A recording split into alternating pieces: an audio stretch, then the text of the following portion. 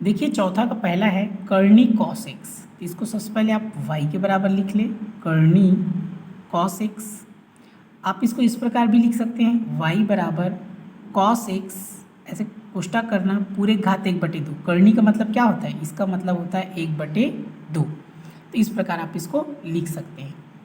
अब क्या करना है, इसको x के सापेक्ष अवकलन करने पर, x के सापेक्ष अवकलन करने पर, तो यहाँ से अब ये हो जाएगा, क्या लिखेंगे, d by d x, y का वाई रहेगा, डी बाई डी एक्स, फिर इसको लिख देंगे कॉस एक्स पूरे की घात 1/2। फिर वैसे मानने वाला है, तो अब किसको मानेंगे? तो देखिए जब भी ऐसे कुछ घात में रहेगा ना और ऐसे कोष्टक है तो इसको पूरा मानना पड़ेगा। तो किसको मानेंगे? चूँकि कॉस एक्स बराबर टी, या माना करके भी लिख सकते हैं। तो यहाँ से हो जाएगा d by D T, clear है। और ये कॉस एक्स को टी माने हैं तो टी की घात 1/2। फिर किसको लिखना है? कॉस एक्स को, और सामने में क्या लिखना है? D by d x. X है तो एक्स, टी है तो टी। जब भी ऐसे घात वाला आएगा आपको एन एक्स की घात n-1 लगाना है, तो ये हो जाएगा 1/2 टी 1/2 - 1, ठीक है। और कॉस एक्स का क्या होता है? माइनस साइन एक्स, सिंपल सा है। ये हो गया 1/2, ये टी, ऐसे इसका तिरा गुणा होता है, 2 एकम 2 और 2 में से 1 घटाएंगे तो बचेगा -1/2, ठीक है। 2 एकम 2 और 2 में से 1 घटाएंगे, इस प्रकार हो जाएगा ये। ऐसे इसको हल करते हैं, 1/2 - 1 है ना, तो ऐसे तिरा गुणा करते हैं, 1 एकम 1, 2 एकम 2 और 2 एकम 2, तो 2 में से 1 गया 1/2, 2 बड़ा इसलिए माइनस, ठीक। इस प्रकार आप इसको हल करेंगे तो -1/2 आया और ये माइनस साइन एक्स। अब देखिए ये घात में अगर माइनस है तो इसको हम नीचे लेके आते हैं, तो इसको इस प्रकार जमा के लिख सकते हैं, माइनस साइन एक्स बटा ये 2 हो गया, ये नीचे आ जाएगा, तो नीचे आएगा तो घातांक के नियम से ये माइनस क्या हो जाता है? प्लस। घातांक के नियम से माइनस क्या हो जाएगा? प्लस। तो ये माइनस साइन एक्स हो गया, ये 2 हो गया, ये 1/2 को हम फिर से क्या लिख सकते हैं? कर्णी। 1/2 को फिर से क्या लिख सकते हैं? कर्णी। तो ये इस प्रकार हो गया माइनस साइन एक्स बटा ये हो गया 2 कर्णी। टी बराबर फिर से रखेंगे, टी बराबर क्या माने थे? कॉस एक्स, तो टी बराबर क्या लिखती है? Cos x. यही क्या है इसका उत्तर है।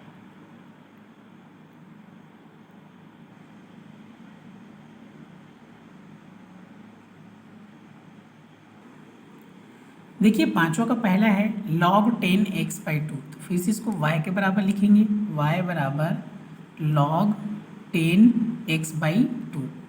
तो ध्यान से देखिए यहाँ पर ये log है ना, तो log के बाद कुछ भी आया ना तो समझ लिए वो log x ऐसा है। इसको फिर वैसे पहले लिखना है x के सापेक्ष अवकलन करने पर,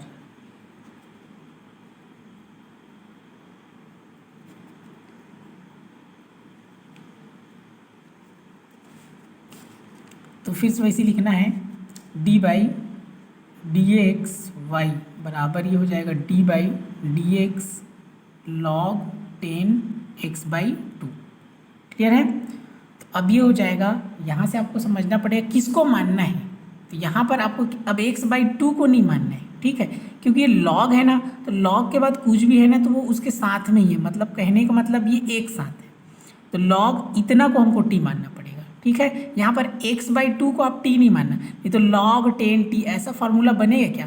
आपको ऐसा कुछ मानना है जिसमें अवकलन हो, जैसे कि अगर हम x/2 को t मानेंगे तो log 10t, तो ऐसा कुछ फार्मूला बनता है क्या? नहीं।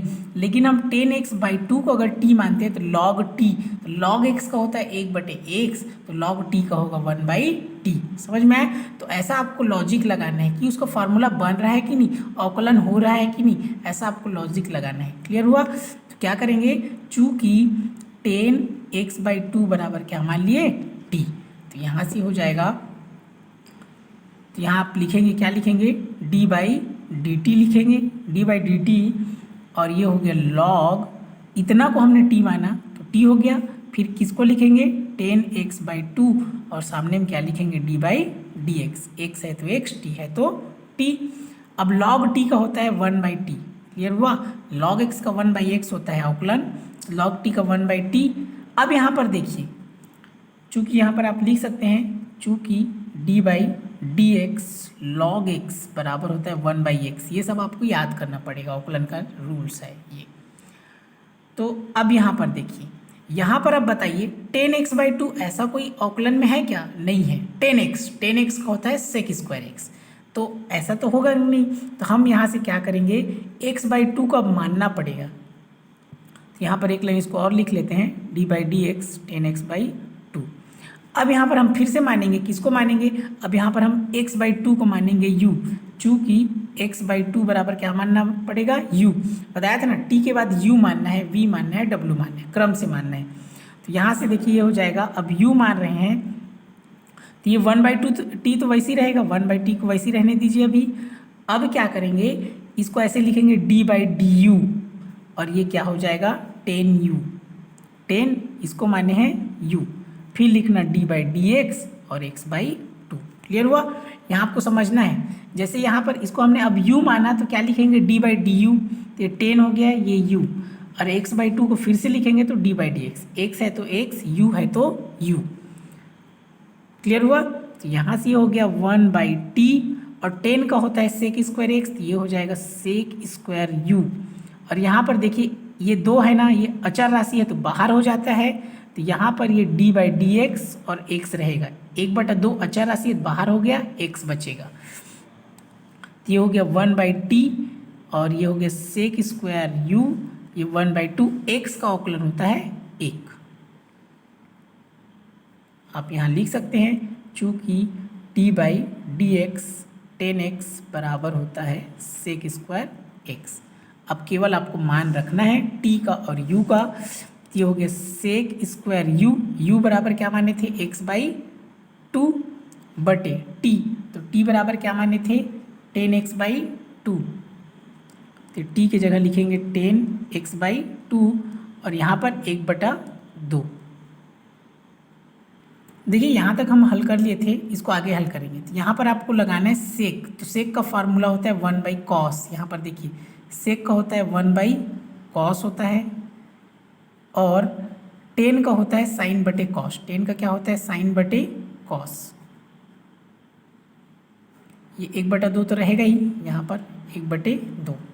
ठीक है, यहाँ से आपको लिख लेना है, चूँकि सेक एक्स बराबर होता है, ये त्रिकोणमिति नियम से होगा 1/cos x, और 10x बराबर होगा साइन x बटे कॉस x, त्रिकोणमिति का नियम। ठीक, 10वीं में आप पढ़े हैं, उसी हिसाब से हुआ है। अब ये बड़ा भाग है, देखिए तो भाग और गुणा आपको बताया था, तो इसको 2 बार लिख सकते हैं, cos x/2 into cos x/2। ठीक, ये बड़ा भाग को गुणा में बदलेंगे तो cos कहाँ चला जाएगा? ऊपर, और साइन कहाँ जाएगा? नीचे। 1/2 तो वैसे ही रहेगा। अब यहाँ से देखिए कुछ कटेगा, cos x/2 कट गया, तो बराबर देखिए ऊपर में क्या बचा? 1, नीचे में ये 2, और ये बचा sin x/2, और ये बचा cos x/2। क्लियर है? ठीक, अब ये फार्मूला बन रहा है, किसका फार्मूला बन रहा है? तो आपको बता दूं, चूँकि ये हो जाएगा 1/2 साइन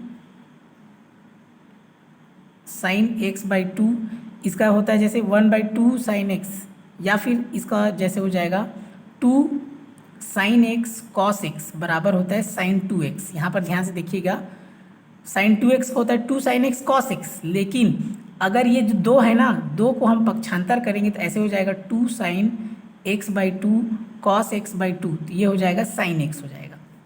क्लियर? तो यहाँ पर देखिए ये जो है ना, ये फार्मूला है किसका? साइन x का। ठीक, ये पूरा ना, जैसे ये साइन 2x का होता है 2 साइन x cos x, तो यहाँ का जो 2 है ना, x में जो 2 है उसको हम पक्षांतर करेंगे तो इस x के नीचे आ जाएगा, इस 2 के नीचे नहीं आएगा ना, ये जो 2 है x के नीचे आएगा, तो ये 2 साइन x/2 cos x/2 को होता है साइन x। अब साइन को ऊपर लेके जाएंगे तो वो क्या हो जाएगा? cosec x हो जाएगा। ठीक, त्रिकोणमिति नियम 1/sin बराबर होता है cosec, यही क्या है इसका आंसर है। तो आपको त्रिकोणमिति नियम अच्छे से याद होना चाहिए, फॉर्मूला, तो ये आपसे आसानी से बन जाएगा।